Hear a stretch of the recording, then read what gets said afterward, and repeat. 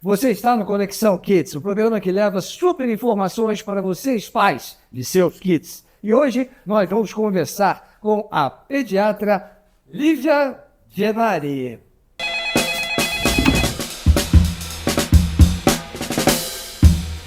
Falei certo? Certinho.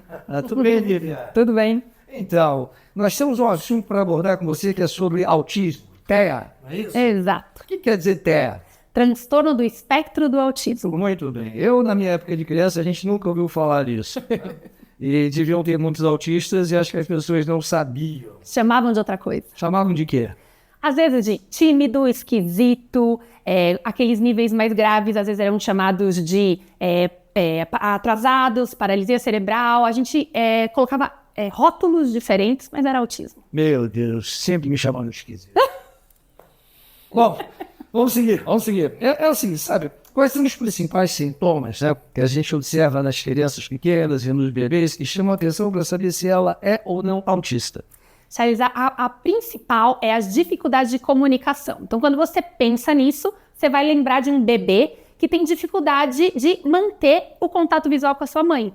Então, tá lá amamentando, tá brincando e parece que não olha nos olhos. Crianças um pouquinho mais velhas, você vê uma brincadeira esquisita. Eles brincam meio sem função. Então, tem uma bolinha, em vez de jogar a bolinha, ele fica rodando a bolinha. Ou uma superfixação em objetos meio diferentes, como ventilador, como roda do carro. E então são crianças um pouco peculiares e que podem ou não ter atraso no desenvolvimento de alguns marcos, como a fala, por exemplo. Então crianças que atrasam muito para falar, crianças que têm distúrbios de sono ou eles têm uma dificuldade de pegar no sono ou dormem mais do que a gente esperaria para aquela faixa etária. E é claro, lembrando que não dá para a gente fazer diagnóstico com um fator só. Então não é porque seu filho está atrasado na fala que ele vai ser autista, mas são pecinhas de quebra-cabeça que a gente vai montando para tentar pensar e chegar num diagnóstico. A depressão pode ser confundida com autismo? Pode. E a depressão ela pode ser até uma comorbidade, ela pode vir junto com o autismo. Então, as características, as diferenças peculiares do autismo, elas podem sim confundir. Por isso que a gente precisa ter um profissional treinado. Olha, eu estou realmente ficando preocupado. Mas vamos seguir. O negócio é o seguinte, com tanta informação disponível hoje sobre o autismo, por que os diagnósticos são retardatários, sempre atrasados?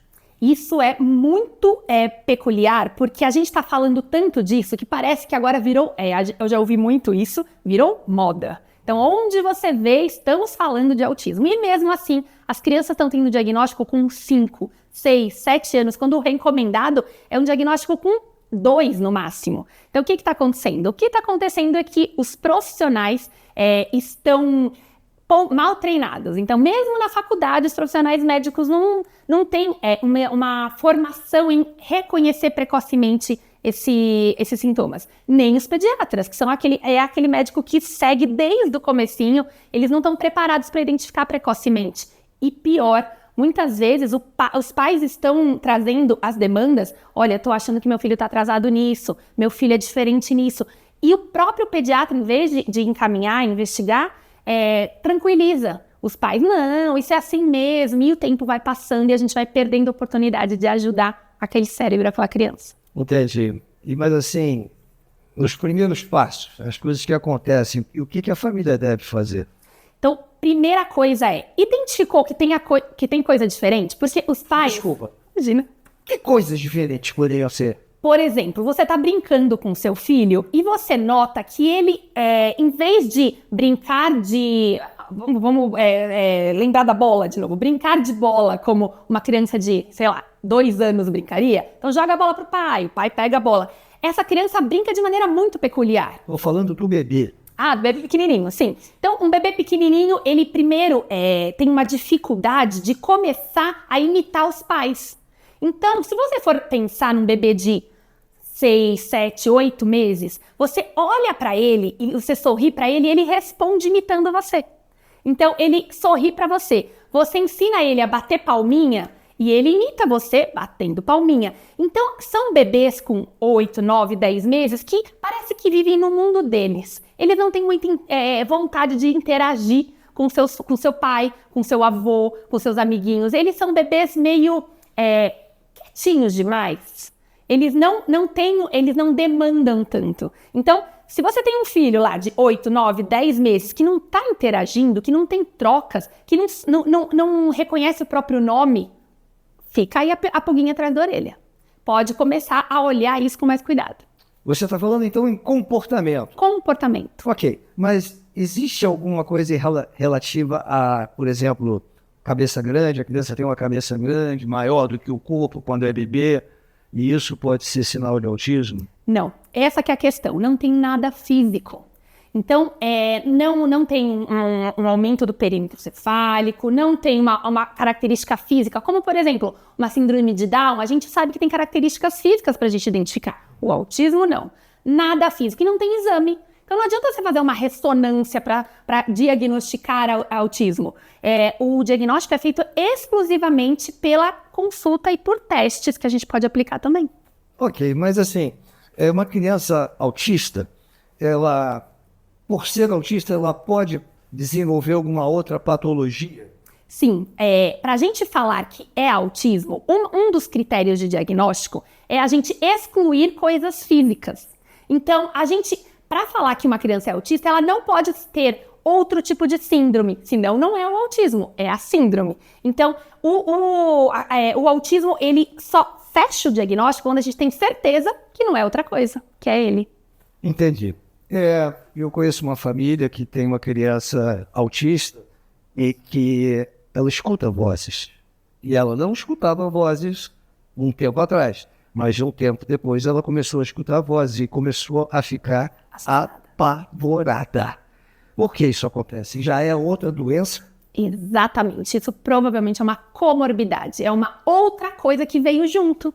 Então, pode ser um comportamento de esquizofrenia, de depressão, de bipolaridade, mas o autismo não traz isso. É a comorbidade que pode vir com o autismo que trouxe essa característica. É possível um autista ter vida normal? Depende do nível. A gente não fala que é leve, moderado e grave. A gente não usa essa classificação. A gente classifica como níveis de suporte, que nada mais é do que quanto um autista precisa de ajuda para viver normalmente em sociedade. Então, o nível 1 de suporte precisa de pouca ajuda. Ele precisa fazer terapia, ele precisa de um ajuste aqui e outro lá. Esse vive completamente adaptado. Tem lá seu grau de sofrimento, mas ele vive adaptado. Já o nível 2 e principalmente o nível 3 são autistas que precisam de muita ajuda para o resto da vida. Então, os não verbais, os que não conseguem se comunicar, os que precisam de cuidado dos pais para o resto da vida. Então, depende muito do nível de suporte desse autista. Opa, desculpa, mas dá licença. Alô? Oi, eu tô gravando. Ah, tá. Como é que é? Tá, eu pergunto. Tá. Estava falando daquela pessoa que eu conheço. Ela me ligou. Ela disse que o filho dela está ficando muito agressivo, está querendo bater nela e ela está com medo. O que ela faz? Ouve, vê o programa. O filho já é diagnosticado? Então, essa criança está precisando mudar a medicação, se ele usa, ou a terapia. A agressividade significa que estamos falhando para tratar essa criança. Opa. É um sinal de descontrole do tratamento e de sofrimento. As pessoas que não têm condição, como é que faz? Que boa pergunta, Charles. Essa é a nossa luta. A gente precisa tornar o acesso à terapia mais acessível para todos. Então, enquanto a gente está falando sobre isso em rede social, no consultório, a gente está fazendo com que olhem para isso e comecem a pensar que o SUS, o sistema público, fornece essa terapia para todo mundo. Ok. Doutora, por favor, seus contatos. Aquela câmera ali, Instagram, site. Meu Instagram, Charles, é doutora Lívia Genari, tudo junto, 2 N's. E eu produzo conteúdo todo dia sobre autismo, sobre pediatria, sobre criação de filhos, e serão todos muito bem-vindos. Muito obrigado pela sua participação aqui no nosso Conexão Kids. Obrigada a você. Foi um prazer receber você aqui. Tenho certeza que essas informações vão fortalecer muitas mentes, muitas famílias que precisam ouvir coisas que a gente não vê por aí. Conexão Kids, fortalecendo laços, formando o futuro. Até o próximo programa.